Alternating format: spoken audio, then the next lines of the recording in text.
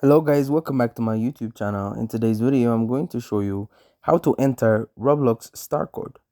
So here's how it works. When you go and purchase Robux, I'm going to click on Start, and here, when you go and purchase Robux, you will click on the amount, and from this page, where you will be able to select your payment method, you will see click here to add a star code.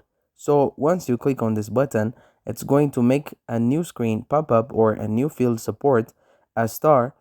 Enter a star code to support your favorite star. They will earn 5% of your purchase and you will keep the Robux you paid for. So basically, you will get or give 5% of the Robux to the star here that you are supporting.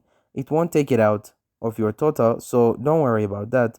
So you will just type out the code, you will click on add, and if this is a valid code, they will receive 5% and you won't lose any Robux. Thank you guys for watching this video. If this video was helpful, don't forget to like and subscribe to my YouTube channel.